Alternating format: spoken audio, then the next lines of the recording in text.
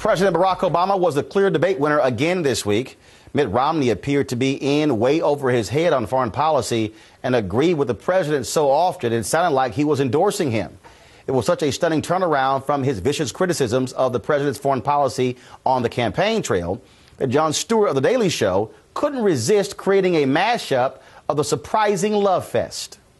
I congratulate him on taking out Osama bin Laden. Drones are being used in drone strikes, and I support that entirely and feel the president was right. I want to underscore the same point the president made. I felt the same as the president did. I supported his action there. It's absolutely the right thing to do to have crippling sanctions. I believe that Assad must go. Assad has to go. I don't want to have our military involved in Syria. For us to get more entangled militarily in Syria is a serious step. So the right course for us is working through our partners. In consultation with our partners. To identify responsible parties within Syria. Mobilizing the moderate forces. Organize them. Helping the opposition organize. We do need to make sure. Making absolutely certain. That they don't have arms in the wrong hands. Folks who eventually could turn them against us. To hurt us down the road. Thank you. My goodness, why don't we simply have a one-on-one between President Obama and Bob Schieffer if all Mitt Romney is going to do is agree all night? Anyway, the debate's over, and in just 9 short days, it's up to the voters to decide, and this race is extremely tight. Mitt Romney has been doing slightly better in the national polls, but the president is slightly ahead in battleground states like Nevada, as well as Wisconsin, also Ohio. But you also have to look at Virginia, Wisconsin, North Carolina. I mean, you've about 9 states or so left that really will determine this election. But one of the most important voting groups in this race in those states, women, namely white women. The president has had a huge advantage with women, but that advantage has shrunk, and both candidates are actively wooing female voters. So what are the issues women need to consider before casting their ballots? We're talking about that and other issues with our Washington Watch Roundtable. Sonya Ross, race, ethnicity, and demographics editor for the Associated Press. Dr. Julianne Malveaux, Essence Magazine contributor and founder of Last Word Productions. Robert Traynham, MSNBC contributor and Washington bureau chief for the Comcast Network. And Melanie Campbell, president and CEO of the National Coalition on Black Civic Participation. All right, folks, let's get right into it. The president, for the longest, had a, 15, 18-point lead among women. First debate takes place. Women go, hey, Mitt Romney's not a bad guy. All of a sudden, it is shrunk. What do you make of that? And is that going to be the issue, frankly, in these battleground states? Who is able to do better with women? Because men right now really are trending towards Mitt Romney. Women are cagey voters.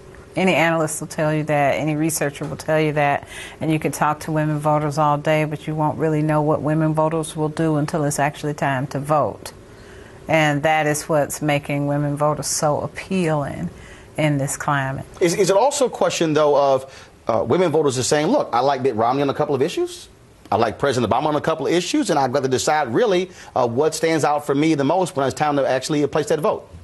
I think that at the end of the day, many of these women will trend to Obama. But I think many of them are very concerned about economic issues, and that's where Mr. Romney may get a wedge. Now, here's what's weird, Melanie and Robert. When we look at the polling data, Romney leads President Obama when it comes to who can best handle the economy. Who will fight for the middle class? Obama beats Romney. And it sort of seems those two are at odds, if you will. Mm-hmm. I'll let women go first. I'm purposely being quiet. And thank you. I'll take you up on that. Shocker. You hear this term called the rising American electorate of women. I think that's also, you have to peel out of what the numbers look like for women. So if you look at single women, you look at younger women, the issues that impact them, the economy impacts everybody. But for younger women, I think the trend is, if you break that out, is not pro-Obama. I mean, pro-Romney, it's more pro-Obama, because you're talking about the kinds of issues. If you are in the child-rearing years still, you can't miss what's happening when it comes to the issues of reproductive choice in this country, wherever you stand on that issue, and the kind of attacks on women that we have seen over this past year and a half.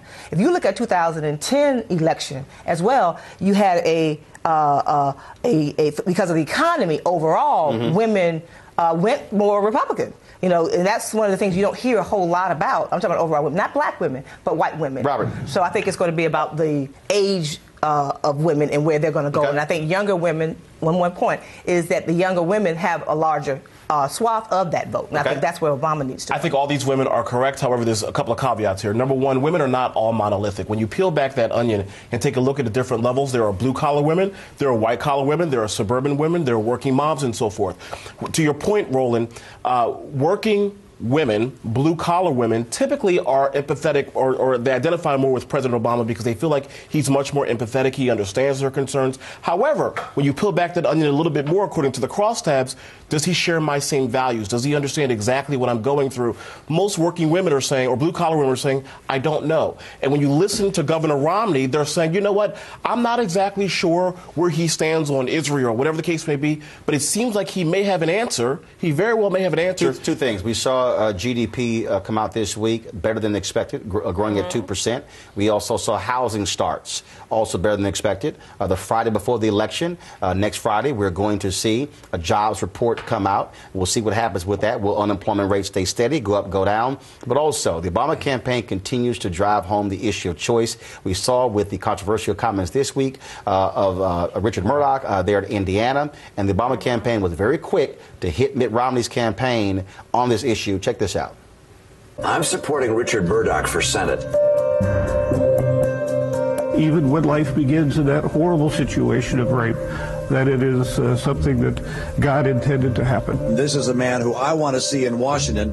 Can that really move these numbers within these states where it's razor thin? Do you believe the choice issue will still be that powerful in the final days of the campaign? Where women voters are concerned, Yes. you mean? See, this is the thing with women voters. Women voters sat back in the cut, waited for the issues to circle around to things that women care about, and then said, talk to me about this issue.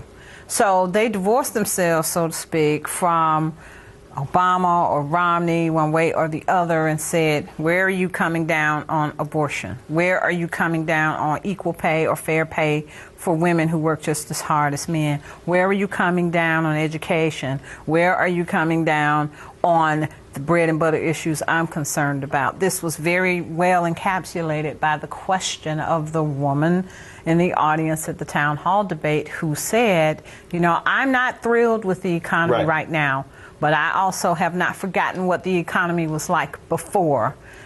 Why should I support you, Governor Romney, and President Obama? What can you tell me you will do for me? Roland, here's the unfortunate truth. We don't know yet. We won't know probably until Wednesday or Thursday after the election to see if in fact, that ad actually has some teeth. But here's another silver lining in that, and I hate to say that in the context of rape, because rape is absolutely despicable and horrible.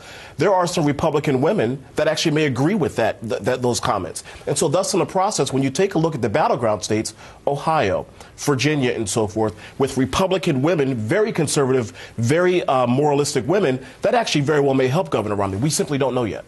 You know, but that's ridiculous. At some level, what you have is men who have attempted to control women's bodies. Whether you're Democratic or Republican, I think that women are repulsed by this notion that God's will is that you should be raped, and that when you're raped, but that's not what he said. No, let's be clear. And the outcome is that it's okay. We had Aiken in Missouri. Now we've had this other man, and these are Republican men who could have shut their mouths up. They should have. And that's what they should have done. Whatever they were thinking, what they have done is shown their contempt for women. Folks, hold tight 1 second. I got to go to a break.